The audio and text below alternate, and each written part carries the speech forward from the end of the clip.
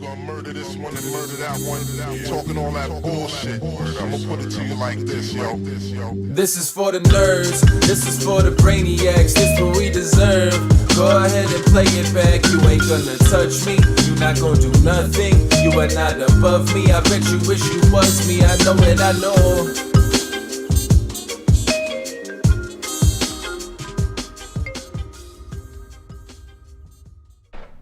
What's up, everybody? Welcome back to another episode of the Only Friends podcast.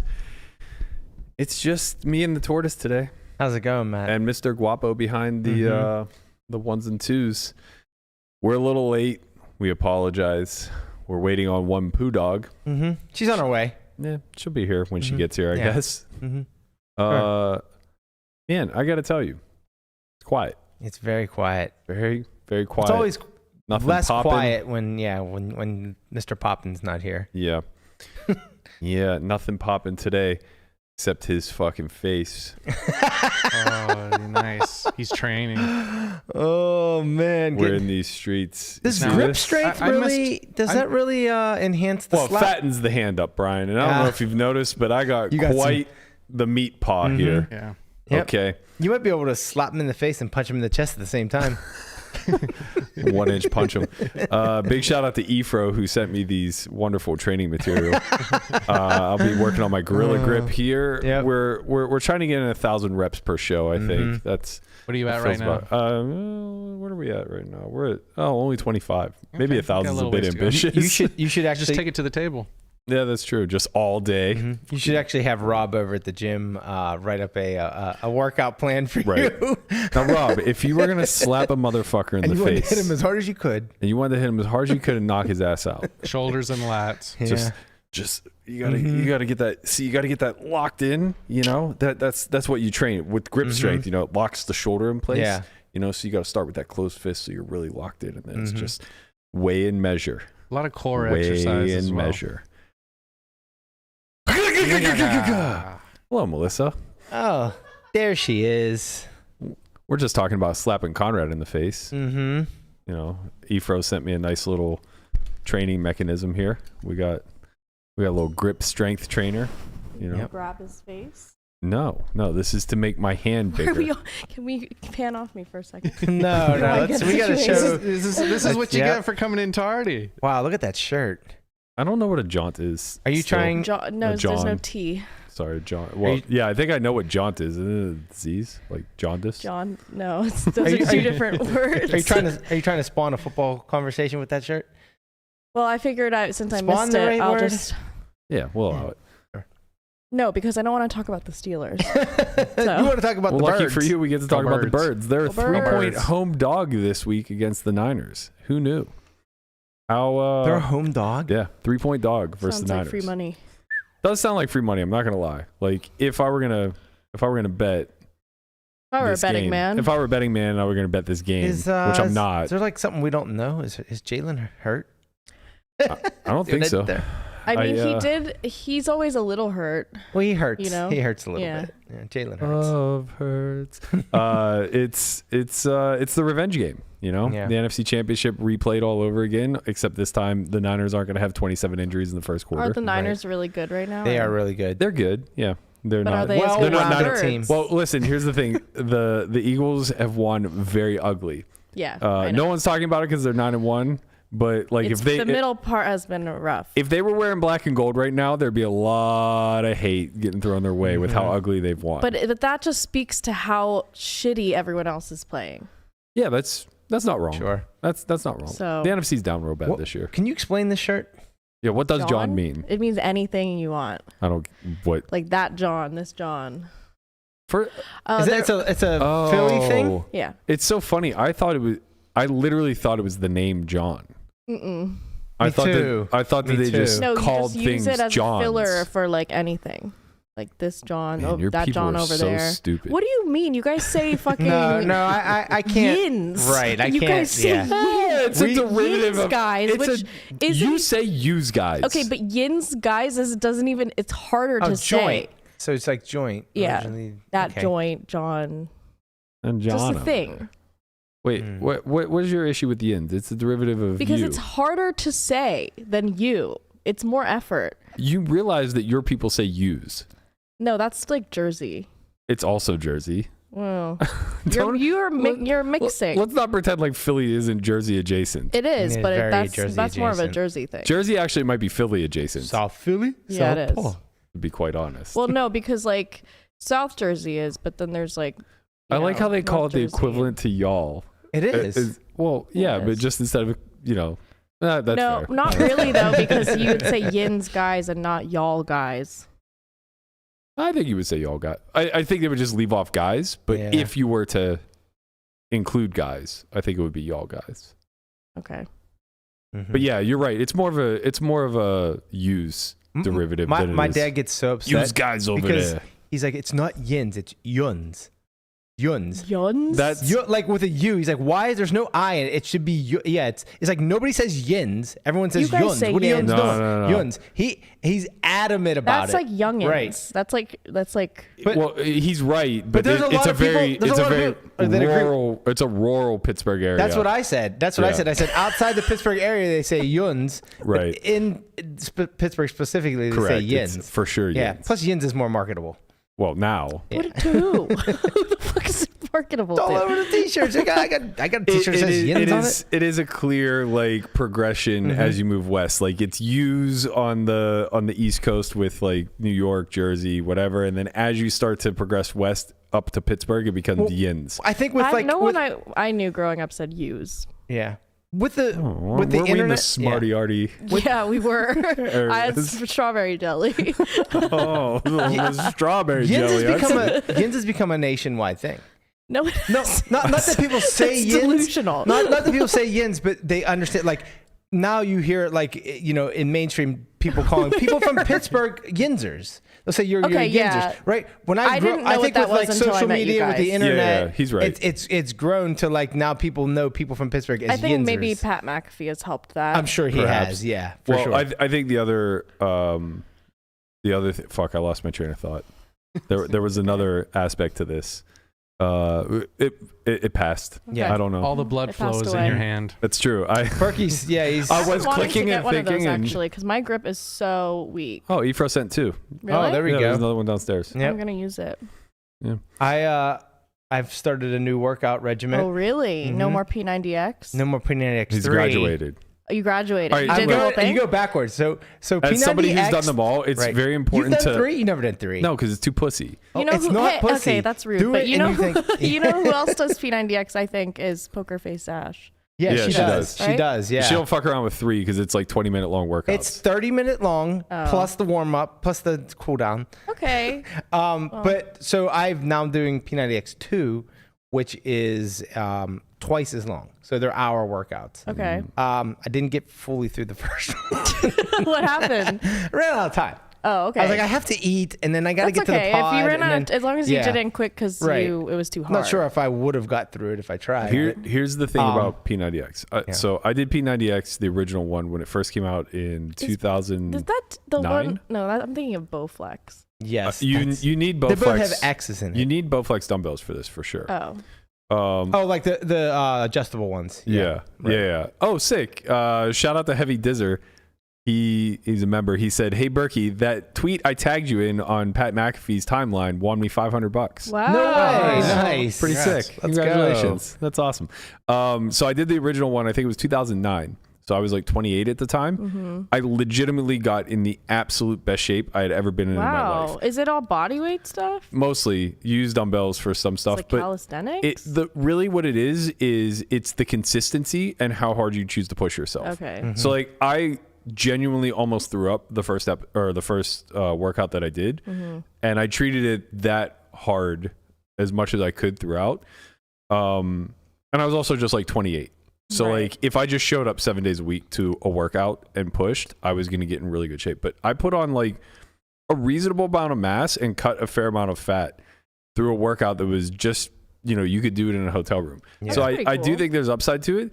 The issue is that it's just, Beachbody is just like churning out shit Yeah. to get people fixated buy our on new one. Oh, yeah, buy our new exactly. one. So I tried P90X2. It's 30 minutes shorter. It's significantly easier. Oh, so does it get easier as you go 2, 3? Right, Oh, right. come on. They get shorter. That's why I'm seems- going backwards. So I Yeah, start with that 3, seems then I'm good. going to go to 2, and if I can get through 2, I'll think about doing 1. Yeah, it's weird that they have it in the other order Yeah. because you would think it would get harder. Well, I think sounds- no. I think what it is you do. They came out with the first one, and then it was just like, oh, people like this, and but some people think, it's too People hard. don't have 90 right, They don't have minutes. 90 minutes, Yeah. and yes, they do. no, That's they don't. Such A lot of people bullshit. don't. They do. They really, really don't. Everybody, If they she's compart- right. they- Everybody they do. does. No, They do. Not people that work 10 hours a day, Yeah, like I a don't real know. job, a normal 9 to 5 job where they Okay, have a maybe couple not 90 kids minutes, but they have an Right. hour. I mean, it's an hour's time. Like I'm thinking, like, If they, do I have an if hour? they stop fucking scrolling reels, they have an hour. Yeah, but we're not going to stop scrolling reels. Here's the real crux of this conversation. It's kind of nice because it dovetails into the bigger convo later. But when you say that they don't have 90 minutes, are you coming from a place where this 90 minutes is a chore or it's a form of self-care? Right. Like, do they like it? If they liked it, they would prioritize. Because I promise you, they can find 90 minutes to binge snack Right. No, I mean, okay. or watch reality TV. Right. Of course, but like, it's tough. Like you're right. You're if right. you Like build if you it really, in as a part of your if you really know. like to do it, but no, if it was a chore, which working out to most people is. Yeah, only for the first part though. Right. I mean, it's really Yeah. like you get into once you get into a groove, you crave it, and Yeah. then it's easy from there. Right. And then it's just like, a lot of people are like very tired after work and don't feel like doing it. And Yeah, I it's get tough. that. Life's hard. I hate to jump the shark and get to the main storyline here too soon, especially because there's a lot that I plan to put in front of me. But I think it's a good segue into this. Like the mentality of things being chores that you've already kind of designated as being important to you in some capacity is such a fucking trap.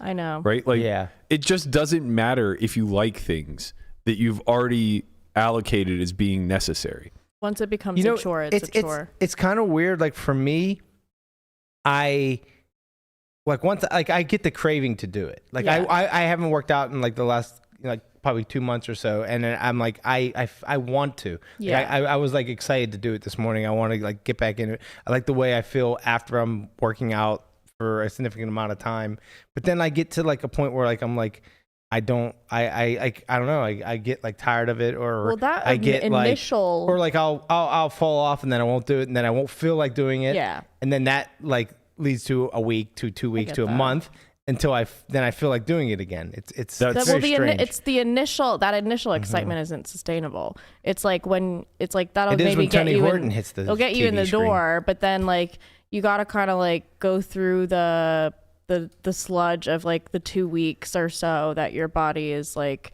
what the fuck, and then you'll start to I feel like shitty that, when though. you don't I like do that. it. No, I like that initial. I know My everyone body's does. sore. The initial is I feel- great, yeah. because you're like, oh, it's novelty, but then And like you feel like you that's feel like not sustainable. right? You see like immediate feedback. Like, Yeah. your body is sore. Like, you wow, I feel should a do little this all better, the right? time. Yeah. Yeah. Your But that's muscles are a not- little that's the swole, part more that you gotta swollen than get they through. normally are. And then right? it's Yeah. more like, for me, like if I miss 2 days in a row, I feel like shit. So then it's like, oh, well, if I don't want to feel like shit, I have to go work out. Yeah. Well, but the problem is you feel like shit, which makes it hard to go work out. So No, because I know around it's and around we I know go. it's the only thing that's gonna make me feel not shit. I guess I'm kind of curious to hear Brian's side, because I think you and I align a lot more with this. When you describe it as that cycle of I start to crave it, therefore I pursue it, and then I grow weary of it, therefore I stop. Does that at all serve you in whatever it is that you're trying to accomplish? Yeah, maybe grow weary of it was a bad way to put it. It's like I'll like just fall off, and I won't like, or And then something will you get happen. into the momentum right? of Something not will doing happen it. where I'll get super busy, and then I won't do it, or I'll travel or something where I don't do it, and then it's hard to get back into it. And then when I don't get back into it, if I don't get back into it right away, then like a week passes, and then a second week passes, Yeah. and then I don't think about it anymore. Yeah. And then like before you know it, a couple months pass, Right. and then I'm like, shit, I haven't worked out for a while. I need to like, I need to get back into this. And then I force myself to get back into it. And then I'm happy that I did it. And when I'm doing it, I'm happy again. And I'm like, this is great. I feel good. I need to continue to do. And I'm always, every time I'm like, okay, I'm just going to not stop. And this is the time where like, this is not going to happen again. But it just always does. A lot of times before. Yeah. Yeah.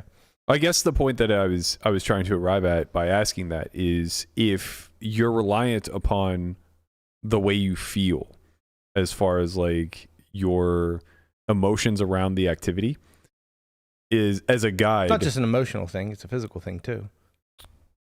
Yeah, but there's a big correlation there. Yeah. Probably, yeah. Soreness is nothing. It's not gonna because once you start working out, like, it goes away. And not only that, like no, if we're talking about I don't mean just soreness. I mean like I feel tired. good. After a couple, like if I'm doing it for a couple months, I feel good too. Oh. And I like the way I feel. Oh yeah, that's the positive response. But I'm saying like if you use your feelings, so to speak, as a barometer for whether or not you should do that thing that day, then I think you become very subjective or subjected to like erroneous feedback where it's really easy to have baked in excuses like I'm sore, for example. No, I know.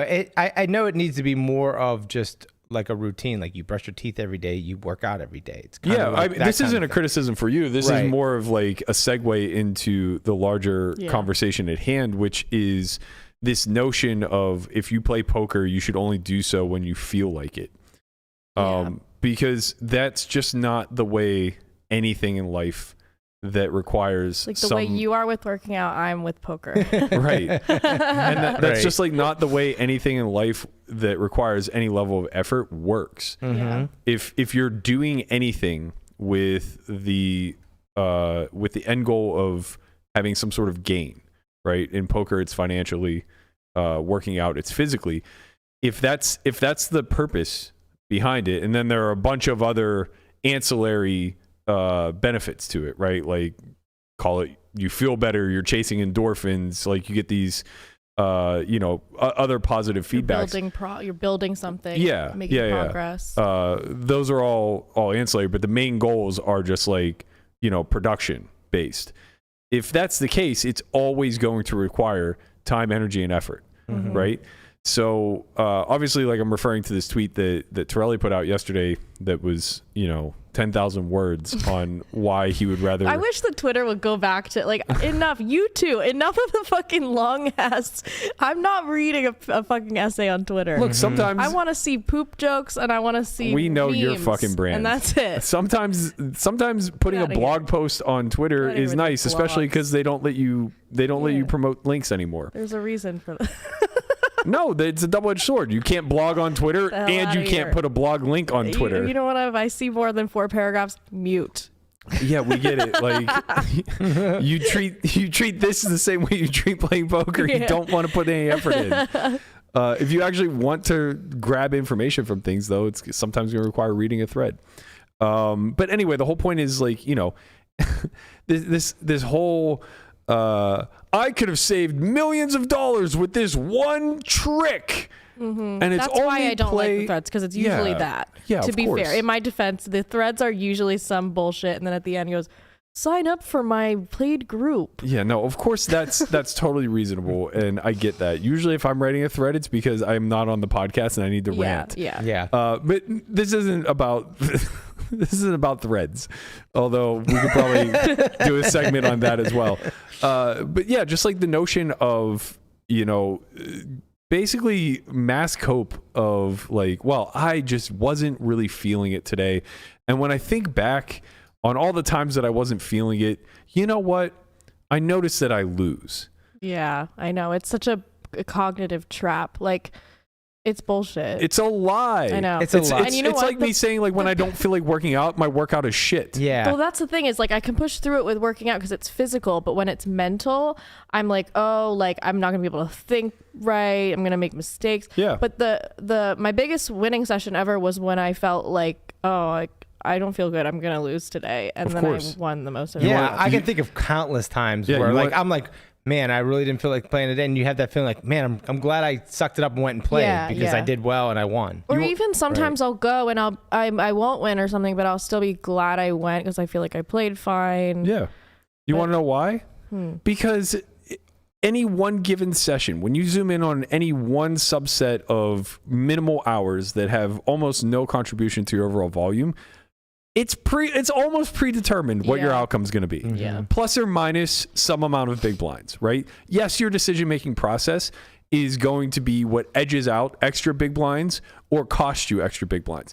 But by and large, the distribution that you receive within that small time frame and the decisions that you make as a byproduct thereof are going to determine if you win or lose. You want to know how often I lose when I feel like shit? Probably about half the time. You want to know how often I win when I feel like I'm a god? Around half the time. Like this is such utter cope and nonsense, and it means absolutely nothing. And the notion that this was like somehow directed towards recreationals is so laughably disingenuous. Because if you're a recreational, you never have to fucking play. Right. Just don't play ever. Yeah. When you play for fun, so when you feel like playing, you go play. When you don't, you don't. Right. You want to know how often I shoot hoops? Never. When I'm in the fucking mood to. I don't need someone to tell me not to go shoot hoops when I'm not in the mood. Yeah. You know, like, you know how often I sports bet? Like, when I fucking feel like it. But this is definitely a thing that, like, gets said in poker where it's like, it is. Play if you don't feel it. Like, so is there any truth to that? For sure. Isn't it usually more described as like playing your A game, B game, C game sort of thing? But like, look, we got to weed through a lot of bullshit. There is a whole lot of uncomfortable, hard truths that people don't want to hear. And then there's a lot of fluffy bullshit lies that really make people feel a lot better. Yeah. Is it possible to play any variation from an A game to a D game? Of course. Nobody's saying that you should go play if you're in a wrecked mental state. What I'm suggesting is the amount of time that you spend in a wrecked mental state is far less significant, far less amount of hours throughout the course of a year than the amount of time where you don't feel like doing the thing. Yeah. Yeah. Right? And the fact is that if you're playing for any sort of push towards an end goal, whether that's advancing through stakes, earning more money, winning your hourly, whatever the case may be, cutting out the 20 to 40% of the time that you don't feel like being there, cutting those hours out will absolutely not raise your bottom line. Right. And anybody implying that it will is just being completely disingenuous and lying. I almost feel like it comes from this place of wanting to control variance. For sure. And you feel like if I feel bad, I'll run bad. But really, you're doing less hours, so it's more variance. Exactly. Yeah. Exactly. So it's like, you know, everybody keeps wanting to put out these banal platitudes and make it sound like there's some sort of life guru and that this is the key that you haven't yet used to unlock the greatest secrets on earth. It's like, no, man, like it's a fucking math game. Yeah. It's a math game that involves investing and risking and, you know, study and strategy. And it's like, if you have a foundational strategy in place, then showing up is going to be the toughest thing that you have to do. Right. It really is. Every time I'm like, I just have to get my ass in this. Of course. That's literally it. Of course. And it's like, imagine being the same guy that says you're all not working hard enough. Yeah. And then somehow permitting like, but you don't have to play. You know, Yeah, it's a little in the same breath, it's like, what are we doing? We're talking out both sides of our mouth. Like, at the end of the day, if you want to be very good at this game, you need to be able to not necessarily master, but you need to gain control over three things. Number one, your ability to show up every single day in and day out with like some high level of effort. It doesn't have to be A+ effort, but like you need to be in that B range as often as possible. Number two, you need to understand and be comfortable with risk. As long as like you can develop a strategy that allows you, and whether that's a bankroll strategy or an actual on the felt strategy, whatever, that allows you to take calculated risks that are, you know, theoretically approved, you're going to do just fine. Yeah. And the last one is just having the patience and the resilience, I guess, to ride it all out. and understand that like it's completely out of your control in the near term. Don't play hand histories backwards on how I could have made the most or won or lost the least. I do that a lot. It was like, oh, I could have won more. Yeah, it's like if you find yourself in some sort of loop where you're like trying to reverse engineer how you could have altered the outcomes, then you're mentally like your mental game is weak. That's when you should be taking time off because you're missing a huge keystone of what it takes to be a winning poker player. And that's understanding that it's out of your fucking control. The short-term variance in this game is outrageous. You know, it's no different than a guy who's a good counter at blackjack. Like he shows up and he wins, you know, some streaks of hands. He loses long streaks of hands. You just ride it the fuck out. Yeah. And it's no different here. Like I guess the same with trading, like day trading, or you know, anything like risk, anything that involves risk, you're gonna swing a lot. As somebody who's like gone through all the phases of this, there is so much hubris and ego attached to believing that you're good at something, and that as a byproduct, you should win a ridiculous amount more than the next person. Yeah. And that's just like not how it works. If a losing player wins 46% of their sessions and the best player in the world gets put into that game, he might win 60. You know, it's not like you get to show up every single day and just collect checks and get to live this nice cushy life where nothing bad ever happens to me. You know, you don't get to be Jerry Seinfeld where it's like, I always just break even, you know, just find a way to break even. It's like, it's just, it's so dishonest to put these messages out there. And it's like, you know, that's why we're memeing on this. That's why ODB throws out like, you know, I felt like sipping Chabolet on a terrace with a charcuterie board, doing origami. Then I realized I play poker, so I went to play poker because that's what it's about. Well, it's similar to the workout thing. I almost feel like because of the mental belief that I have, where it's like I have to feel like capable before I go in order to go, and then it almost manifests physically where I feel like tired or something, and if I push through that and I get there, and then you know you when you play poker you have like a slow adrenaline drip, so it keeps you awake, and so like I think I just get stuck in that state beforehand, and then I just listen to it and it's almost like a paralysis, then instead of going, and then like once I actually sit in the seat it's fine, right? But because what else would you be doing with the time? I know, the hardest thing is making the conscious choice to sacrifice your current state and your current time. The comfort. And saying like, oh, I'm going to put myself in maybe a slightly uncomfortable situation and have to deal with these emotional swings. I didn't sign up for that. I don't want to. It's so weird because it's like I have this idea that I'm going to feel like this way when I get there. And then once I get there, I'm just in poker mode and it's fine and it goes by, and it's like, it's just, I'm in the same state every time. I'm just like, focusing. And that's not to say that there isn't an element of mental game to the, like that would be completely dismissive if I were to take that stance. That's not what I'm saying at all. There's a massive amount of mental game to this, but a lot of it is just getting rid of areas in which you self-sabotage, which is convincing yourself you're going to lose today because I don't feel like going. Like because I got like 30 minutes less sleep than I wanted to or something. Right. Like, oh no, I'm yellow on my whoop today instead of green. Like not optimal conditions. My workout was pretty hard. I'm pretty tired. I don't know if I can think. Right. Like these are the ways that you self-sabotage. So these are mental game fails. And like, there's a lot of fortitude that you need to build. There's a lot of resilience to the swings, and there's an emotion, like an even-keeled nature that has to be developed in order to have a strong mental game. And all of these things are very worthy to work on. They're very worthy to take note of, and you know, to remove yourself from the stressful situation whenever you recognize that you are kind of failing in those areas. But I got to tell you, if you're failing more than like 1% of the days that you're supposed to be doing your job, this isn't for you. It's not. Or you're not working hard enough at correcting that 1%, right? Like even, you know, through my trials and tribulations, the point at which I just could not figure out what else to do, that I finally broke down and reached out to Elliot, it was so much of that defeatist attitude where I'm playing in like one of the softest high stakes games in the world, and I'm showing up every day and get my brains kicked in. And so much of it was just being dealt a losing session. You're going to get to play for 4 hours. You're going to see a couple hundred hands. In that distribution, you are meant to lose today.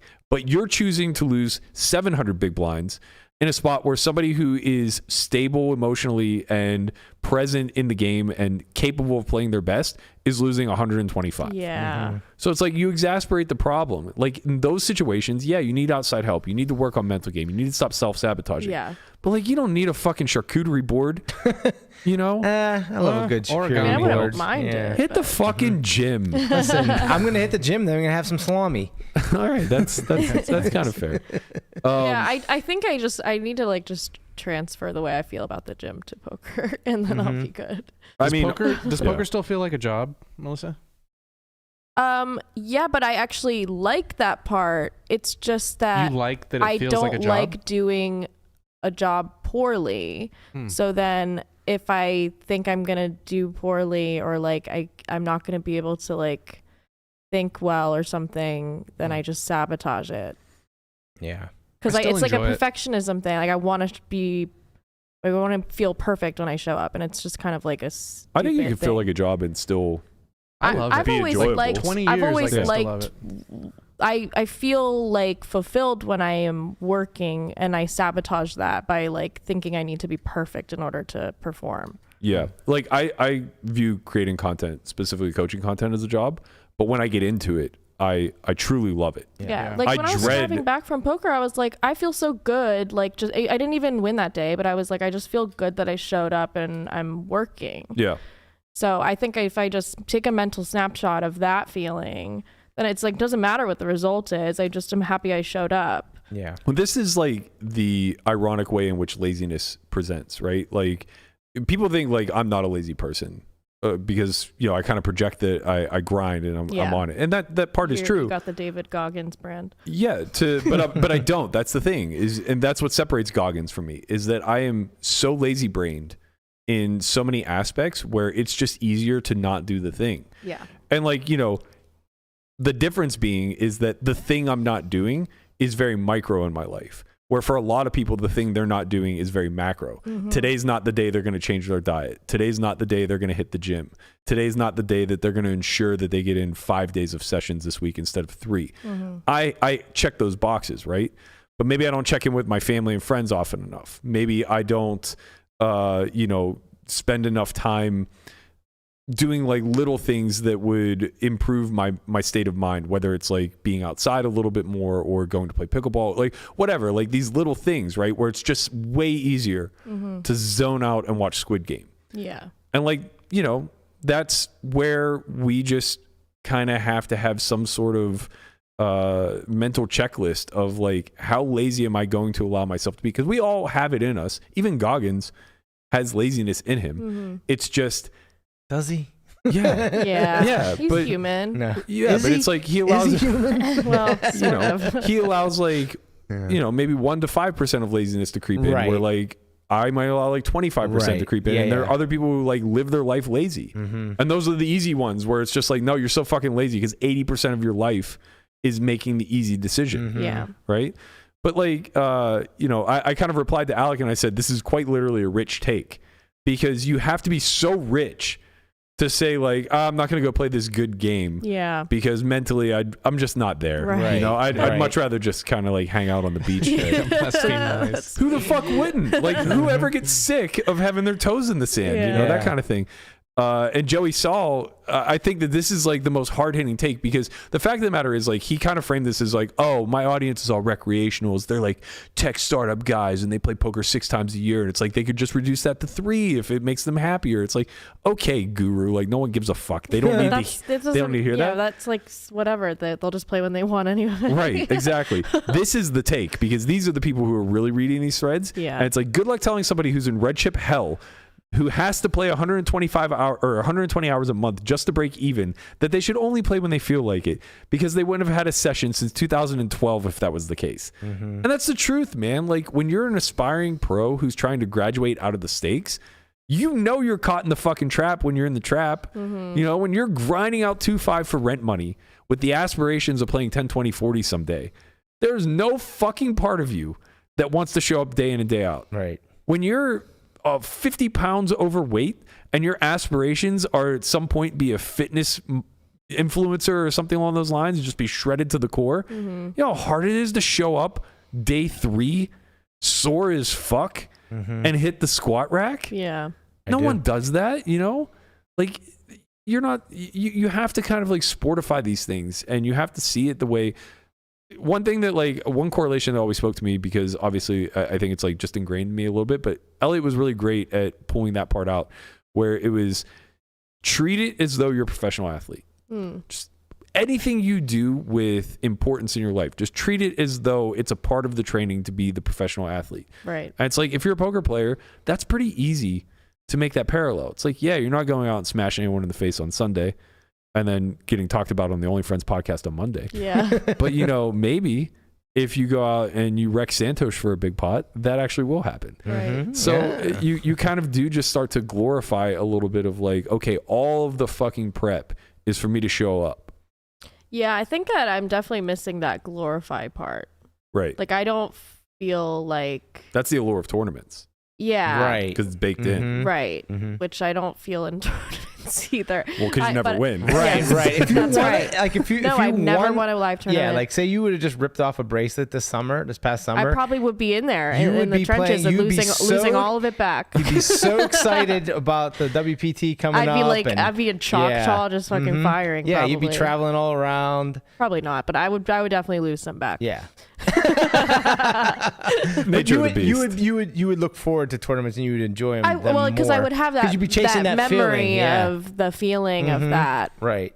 But yeah, and I think I've had moments in cash, but obviously I've never had any glory moments in cash. I mean, I play low stakes, so I've never had glory moments. So yeah, maybe I need to do some I need to get a little Delulu. Yeah, being Delulu's nice. It's What? delusional. Oh. Come on, Tortoise. Come on, Tortoise. Keep up, man. Lulu. The millennials. It's the Salulu. I The know. millennials are out, bro. The I know. Gen Millennials Zers are in. cringe now. Can you believe it? I hate you all. And Gen Z's becoming cringe too. Like they a- were always fucking cringe. Like having Yeah. a mentee B.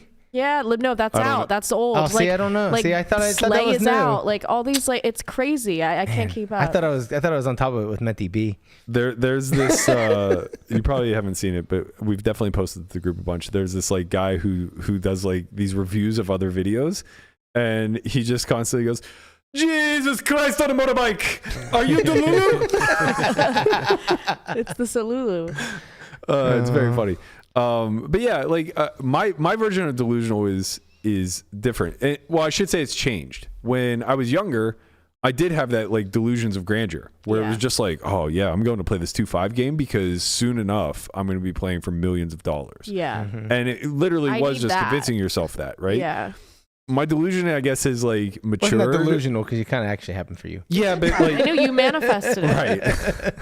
right, right, yeah. You need that Dunning and Kruger. It was delusional for me. Sure. I never got to play for Hey, millions. who knows? Who You know, knows? you might get staked That's into true. the big game or something. That's true. You ain't dead yet. Ain't dead yet. But like for me now, it's just it's changed drastically in the sense that like what allows me to be delusionally optimistic now is hearing experts talk about tangible things that can be measured and what to glean off of that, right? So a good example of this is there was a study done with Olympic athletes. I can't recall when or who did it, but effectively they polled them when they came in for their training, and they asked them like how they felt on a scale of 1 to 10. And what ended up happening was on days where they ranked the lowest, like sub 5, they actually were most primed to work out. So what they did is they polled them, and then they had them hooked up to like, you know, for us it would be a Whoop, but for them it was something much more advanced that would measure all of their biomechanics and all their biometrics. And the days that they came in and they're like, I just feel like a 2, I'm sloshed, like I'm never gonna get started. I just don't want to work out today.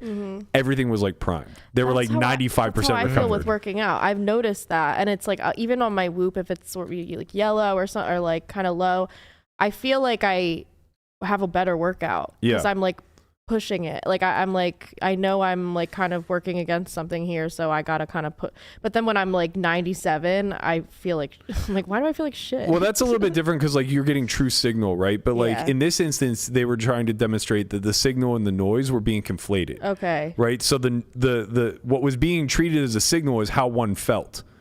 Right. But that was truly the noise because when they looked at the biomechanics, they actually were like prime. They're like fully Well, it's recovered. almost like that's the resistance coming up because your body knows you're primed, Right. but it's resisting. Right.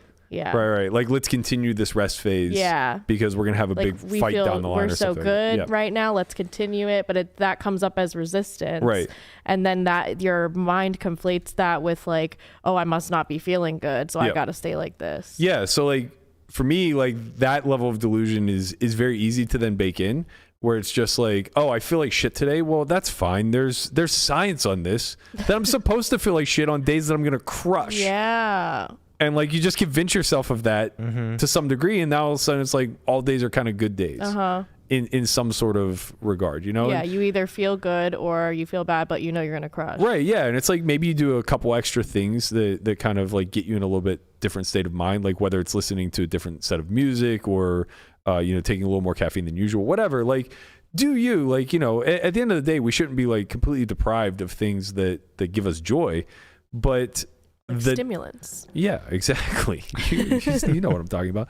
But like, also at the end of the day, we should have some level of purpose. And whether that purpose is as shallow as playing a stupid game for a living, or it's as profound as like trying to solve fucking homelessness worldwide, you kind of don't get the option to just wake up each day and Yeah, be there's like, a grind in each one. yeah, I'm going to opt out today. Yeah. It's like, no, fuck you, you're not. Yeah. It's like somebody's relying on you, even if it's just you. You got to get out there and you got to put in the fucking work. And that is my banal platitude of the day. Let's shift gears a little bit. I thought this was a pretty interesting tweet. I'd like to hear you guys' take on it. So D-Negs, it sounds as though he's in a little bit of baby making mindset. Really? Well, I did see that, and I was like, Yeah, well, you don't have kids. I'm quite projecting here, but Are it's, you in a baby making mindset? It's no. I mean, sorry, I'm not projecting my feelings onto him. I'm projecting my speculation onto him. I was like, whoa. No. You got something to tell us? But it is cuffing season. My man just got a new house. The wifey, she Looks might be, nice, she too. might be giving him a little elbow to the ribs. Like, hey, it's time. So he says, what are your thoughts on teaching your kids money skills with this method? When they're 5 or 6 years old, give them $5 a week. Make them keep a log. $3 for spending, $1 for giving, $1 for saving. Teaching them to be smart with spending while also learning the value of giving and saving. I have no idea because I did not get taught any of this stuff. Same. And so I don't even know. I need someone to do that with me now. Oh, I got taught all this stuff in a very, very different, Like, very different way. I mean, because my mom was like a degenerate spender, and then we didn't have any money. So it was like very either like we have all the money or we have nothing. Yeah. So I don't know. Like I never learned financial stuff, so I have no idea how I would go about teaching a kid. I just hope I marry an accountant. I know that $1 for giving seems a lot. That seems like 20%. 20%. Yeah, 20% of your money's just salary. gone. Well, maybe you should take some for taxes. Teach them about taxes. Sure. That's what the savings for. That's gonna. Oh. Their savings is going But to the then, government. you take their savings at the end. You got to save it so you can give it to the IRS. Well, I think the notion of whether it's 20% or whatever for giving, I think that's the biggest thing that I am currently taking away from this exercise is the notion that the money is never really yours and being generous it has its benefits. Mm-hmm. I think at that age, they don't value money that much, which is why you want to even do this exercise. Yeah. And because they don't value that money that much, you can really kind of ingrain in them that like giving has a lot of benefits that aren't obvious to you. What do you mean by the money then isn't yours? how do they realize that benefit? Like, do they get because like it's just being given, right? So Right. they don't see the benefit of it. They're just like, well, I could have more. Well, Well, it depends who they're giving it to, right? Like they could give it to a friend, and that could make their friend very happy. Yeah, so they actually give it. Yeah, they could give it to an elderly woman. Like I learned a lot of these skills as far as like being generous and being a community and things like that through growing up poor because we didn't have money to navigate these scenarios, right? So a lot of like what I learned was bartering, I guess, like just labor. Okay. You know, like my friend Jason and I, we used to just like on school day or on snow days where school was closed or whatever, we would wake up early and we would just go door to door and offer to shovel people's snow, asking for nothing. And then when we got paid, we were happy. Right. But like oftentimes, you know, it would just be an elderly woman. We would shovel out her driveway and that would just be it. Fuck. That's fucked up. It's She not didn't give though. you any little candy or anything? Nothing? No. Let's shovel your driveway. No, it's opposite. I remember the story very well. She was like really mad at us for doing it. But I think it's because she had like some expectation that she had to do something in return for us okay. or whatever. Getting scammed. Right, but like we were just we were literally just like, you know, I didn't ask for the service. It's like Right. when a guy gives you his mixtape and then is like, no, you gotta give me $5. yeah. But it's like, no, we're just like 8 years old and we're cheap labor. Like, you know, you look like you need to get your car out. So we did. And one guy, I remember his car was started. We got blistered with snow. We must have gotten a foot. And his car was covered and like he just started it hoping the snow would like melt off. But meanwhile, like it's up to his car door. So we shoveled him out so he could go to work. Like, you know, he was super thrilled about it, gave us like $5 each or whatever. We didn't care. We were just like happy to do it because It's like $100 now, right? yeah, easy. It's not that bad. But you know, it was one of those things where it was like, it really taught us the value of being a part of a community at large because him and I both grew up very poor. So we relied on others in a lot of ways for very simple, I guess, You learn how to essential exchange needs. value. Yeah, exactly. And yeah, you kind of understand that you don't really come to a negotiation asking for something if you don't have something to offer Right. to begin with, or you haven't already paid it forward. And the irony from that is that I can't speak for Jace, but like for me personally, I have a horrible, horrible time of asking for help. And I don't really know why, because I mentally, like, I like to pay it forward as much as possible in case I ever do struggle or need something. But God forbid, like, you ever have to ask for it. Yeah.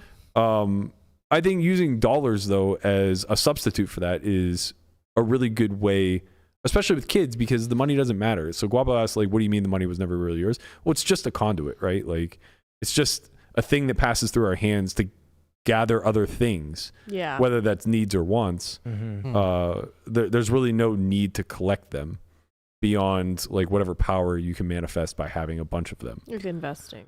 Yeah. But yeah, it's tricky because the exercise on its head, or on its face rather, I guess, is pretty good, I think. But when you break it down a little bit further, like from a financial standpoint of like what lessons are you really trying to teach?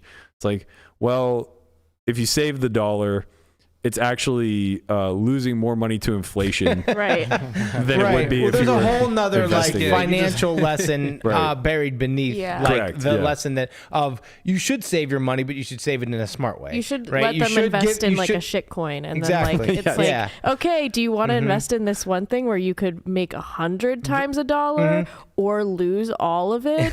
And they're like, yeah. Yeah, the problem is I think then you just have a degenerate you just gambler. make a Right. gambler. Right. That's gonna be me. I'm like, so we have these shit coins. Which one? My dad used to do that when he was picking like stocks. He'd be like, pick some. Yeah. 'Cause he thought I was like lucky. Honestly, It's a that foolproof plan. that could be a good lesson to the problem is I think that they would end up too risk averse, but if you Right. just set them up and said like, okay, we're going to do some fake investing, like Yeah. here are all the shit coins that you can offer, and then like once a week you just come back and you go, it went to zero. Yeah. It's like, it's mooning. They're like, Yeah. yeah. But you just rug them on all of them. Oh no, the developer ran off with all the money. Yep, sorry. Sorry. Yeah, it's like a game of Oregon Trail where instead of getting I think I'm gonna fuck up my kids so much with this one. instead of getting like snake bitten in the night and losing a member of your trail, like every single one is like the investor ran off with everything. It Yeah. was a pyramid scheme. They're like, Mom, what's a pyramid scheme? I do like the idea of teaching financial models to kids Yeah, at a young for age. sure, because they don't do it in school, or at least they didn't do No. it when we went to They school. didn't do it from They didn't do it right. for us So it's either. just like being able to say like you have this amount of money and here's your budget. So being able to take the $3 and make it last for everything you need for the week, being able to show that you should take some of that money, set it aside for, harder times. And then also being able to take another portion of it and help somebody else is also rewarding. Some kids are really entrepreneurial these days. Like they're going to school, like selling bracelets, like they're making stuff, selling it. They're like collecting like their little points from class and selling them. Like, some kids like hustle. I sold dirty magazines in junior high. Of course you did, Guapo. I sold weed. I smoked all of it. I didn't make money.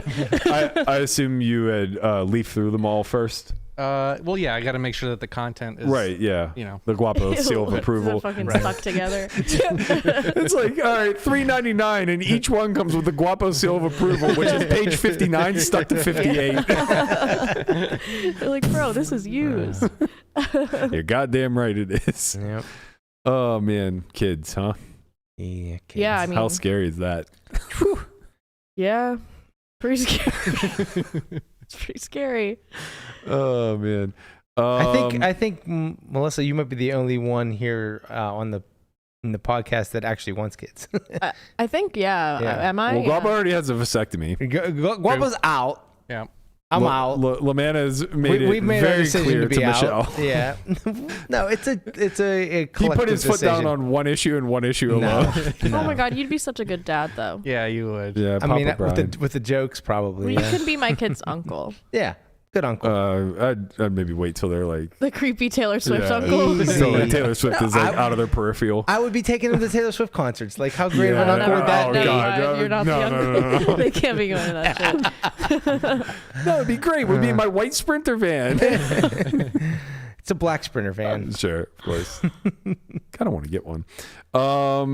Let's do in the muck to wrap this. No. Let's we not. got something else? Let's not. We got to do Twitter Tuesday. Mm-hmm. Let's get past Oh it. yeah. We'll do the in the muck Thursday because we have Matt Hunt tomorrow for Strat Chat. Okay, so yesterday we put out a Twitter Tuesday prompt. It was, what are you wishing for in December? Hashtag Twitter Tuesday. And we got a picture of old Sleepy Joe about to light his face on fire. Is that legitimately like 80 some candles? I mean, it might be. That's a torch. It's a fucking blowtorch. Mm-hmm. How old is he? Like 100. It's I think 79 or 80. Or yeah. 80. Did he just turn 80? Sounds about right. I think that's 80 candles. That's too damn old. I think that's 80 candles. I really do. I'm not even sure there's a cake there. It might just be 80 candles. Actually, I think he's 79. Wow, let's 78 or 79. okay. Just get the let's pretend candles like that that's say true. the number. Why do you have to put so many? Yeah, let's not go. It's a hazard. This is crazy. He's a president. Like, you don't want to. Not like this. Bro's gonna catch on fire. Not like this. The hilarity of this account is 81.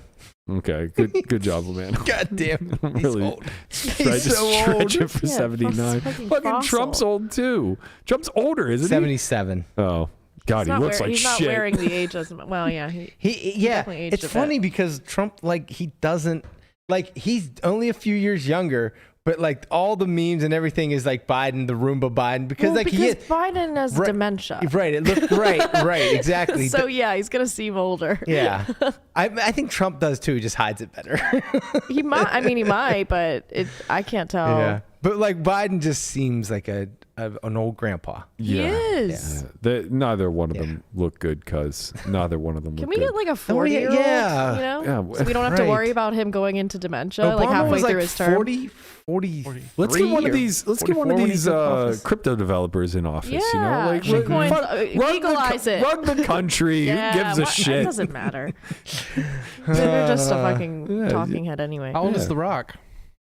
51 maybe. He's I got think dark he has, secrets. I don't trust him. presidential I don't dark trust him. secrets? Actually, I met him when I was 10. He was really nice, so I feel a little bad, but I think he has dark secrets. He made it I don't very trust clear he him. didn't want to run for What office. president doesn't have dark Well, secrets? yeah, that's true. But The Rock, All I of them. think, has a sinister side, and I don't because he seems Is so. it that one eyebrow that goes up? Is that what does it yeah, for but you? he seems so nice, and everyone's like, The Rock's Yeah, it's such like, a good what's guy. his angle? Anyone who's like a good guy and so nice, like, what are you hiding? Because you're not. He's like low key a fan of InfoWars. Yeah, or I don't know. He's like, has like a trafficking operation or something. Sure, Like, sure. That he's little more of a stretch. He's than an I was evil going for. mastermind with a lair in like South Dakota. I could see that. Yeah, right. Do you think he'd get Stone Cold as his running mate? Just I think really, he would win if he did. yeah, right? just really bring Like, America back to Mm, America. that- oh Get my the God. South, I for mean, sure. That would be Definitely get the so South. hype. Oh, the whites. I think that's the if he was gonna run, that would be the strategy. The whites would come out in droves to vote The for what? that. The whites. Oh, the whites. I mean, everyone that was watching TV in the 90s. Could you imagine in. The Rock giving like an eloquent speech at the podium, and then just the glass shatters, and Stone Cold brings up It'd be two so Bud Lights sick. and just Go. smashes them Kidding me? together? Well, don't forget, you- it can't be Bud National- Light. yeah, it's going to be Bud Light. Nationalism. No, yeah. We would once again be Yep. there would be Right. nationalism everywhere. Go America! If Yeah. that was the way it was, it Yeah. would be so hype. It would be a great joint effort too. Like you would have literally the whitest guy in America as hillbilly Stone Cold gets, and then you'd And then a have a Samoan. Samoan black man Yeah. as the president, like just tying it all together. Yeah. There'd be bass fishing on the weekends. No more golf. Fuck These guys golf. are too big for golf. Yeah. Yeah. Yeah, we're Right. gonna Can go fit in hook, a golf cart. yeah, fuck that. We're gonna go hook some. We're gonna hook some largemouth. Yeah. And you're gonna see these. You're gonna start fighting animals with their You're bare gonna go hands nuts. on, Right. on the White House. Yeah. lawn. Lifting weights every day. Yeah. Oh yeah. Get Arnold in there. Squats. Yeah. Squats. What? Hulk Hogan comes for Thanksgiving. Well, man. Hulkster What, is he might not be. bad? Yeah. What happened? He got canceled. A while back there was What do a you whole. do? There was a Everyone's whole. canceled these days. let's I not can't do keep that. up. There was a whole What thing the with hell? his- What are you guys acting like he? What did he do? It was a big Netflix doc. What? I'm surprised you didn't see it. It was like 2017. Oh yeah, brother. He did something. Brother. It was just like something with his wife and like one of his friends, and I don't know, like something sexual. There was a lot of What, he weird fucked things that his happened. friend and wife. No, I think he might have like watched him fuck cuck? her. I think. Well, why is there a documentary? We kink shaming on I documentaries? don't honestly. I don't remember the documentary well enough. I just remember he was a bad guy at the end, but I still love the Hulkster. That's I save my insane. How did prayers I and not eat hear my about vitamins. this? I can't keep up. Oh, yeah, Everyone's brother. canceled these days. I'm surprised The Rock's still around with his dark secrets. Anyway, it's sort of Tuesday. I think The Rock is safe. Okay, so the hilarity of this account is that in literally 2 weeks, it will no longer exist. But the Berkey bitch slap tracker says, I think we all know exactly what everyone's wishing for. And I'm going to tell you right now, all you need is a miracle, sir, because it's all but over. Jersey Joe comes into my defense. He says, Conrad to get bitch slapped. Oh, I didn't even consider that. Like, do I hit him with a backhand maybe? No, can't use the back of the hand. Backhands are It's gotta be pretty. the front. Yeah, I think Guapo sets the rules. He's the Oh, fight there's guy. something like It's very. so Backhands are disrespectful. disrespectful, yeah. Remember the guy who like came into, I don't know if it was like an In-N-Out or a Five Guys God, or he whatever. licked his hand Oh, first. yeah. He looked like Christian. Yeah. The one that my everybody God. kept posting and said Yeah. is this chin. Yeah, it did look so like good. him. Licked the back of his hand and just like, oh man, I don't know. Knocked the That guy sounds, clean out. that sounds nice. That sounds nice. Maybe I work on that one. I'm gonna go hit the bag a little bit later Yeah. today. Yeah. We're gonna work on two techniques. We're gonna see Gotta which get one. one of those guys, those like half torsos with the jelly. Yeah, the ballistic gel. Yeah, I like that idea too. Oh, there it is. yes, It there was it so, is. how'd you find that? picture? Oh my god, it looks so much like him. That's so He searched funny. Christian Sutter Yes. bitch slap. Yeah, that's the video you need to keep showing every time we talk about it. Yeah, that's facts. That is facts. Man, that's gonna be Conrad so soon. I can't wait. Fane at It's Fane says, I'm wishing for Conrad to get slapped by Berkey. Literally, it's going on my Christmas list. Wow. Guess what, Fane? Santa's coming early this year, buddy. You can put that one on the calendar somewhere in mid-December. I can promise you that. Jason Pedigo at Get Knit Gaming says, wishing for Svenless tables at the WPT World Championship next Good month. wish. It's not gonna happen either. Not gonna Not happen. gonna happen, but it's A what lot of can- Svens going to the Bahamas. That is true. A lot of Svens going to are the already in Bahamas. Vegas. That's yeah, true, too. there's a lot of Svens That is out there. true. That There's they're a lot of everywhere. them. That is true. They're coming in flocks. They travel in flocks. Where do you think Yeah. Lewis is headed to next? Right now, he's in Florida wearing a scarf in 80-degree weather. Where do you think his next stop is? Bahamas or Vegas? Probably Bahamas. It's closer to. What is Florida. the correct I term think Bahamas. for a There's more flock high of rollers. Svens? A flock of Sven. That is a great question. That might be the T-shirt idea. A flock of Svens. A flock of Svens. Yeah, that's a great band name. Mm-hmm. Just Flock of seagulls. it could be a cover band for Flock of Seagulls. It's the Flock of Svens. I like that. Andrew Moss.eth says a small scale model of the win for my bookshelf. Oh, That could be arranged. Those are very nice. Lot of tournaments coming up at the win soon enough. Baby Dick, shout out to my man. He sends me a video like daily in my Instagram.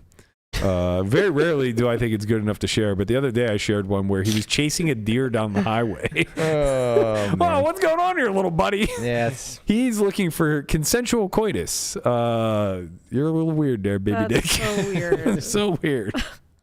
At Derek Vest says a decent run of cards, clear thoughts, and the patience to maximize the opportunity. See, now that's a man who understands the cornerstones. You know, it's like he almost listened to this pod first, retroactively made this tweet. And then I said I would like for Bitcoin to double, so the 200, 400 starts to run again. Poker gets good when It's on its goes way. up. It's so good. It It's hit really good. 38K today. Okay, tell me when it hits 50. I need to know when it hits 50. It might before the end of the show. Oh man, let's That'd pray. be crazy. Let's pray. You got any news for us? Well, I had a little topic, but I think it probably would go on too long. Right. For my weird news, I was gonna do a topic. Oh, well, okay. Okay. Breaking news. The show's over. Breaking news. Breaking news. That's it for us. Want to remind everybody that the new season of Poker Out Loud came out yesterday. Guap, Stand-up if game. you want to give them a little tease of what we got going on here for season 10. You're gonna go ahead and roll that. Uno momento. Mm-hmm. I don't know what to do when I hit a good segue. Looks like a overbet coming in. It might be the only size that starts to make me consider folding. I think I need to be defending most of my middle pairs, and in a spot where 7 deuce is on, you need to be leaning towards call with a lot of these mixed strategy bluff catchers on the river. I'm not saying I just like call 100% of them, but King 10 looks like a pretty good candidate. Call. Go ahead.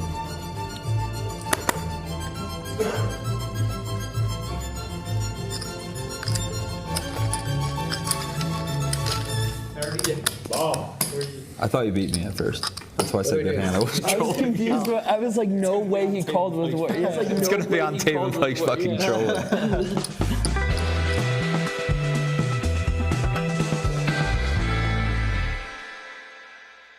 The one and only Nick Howard is back for season 10. Still can't read a board or his own hand, I guess. But hell of a call there, picking off Matt Hunt.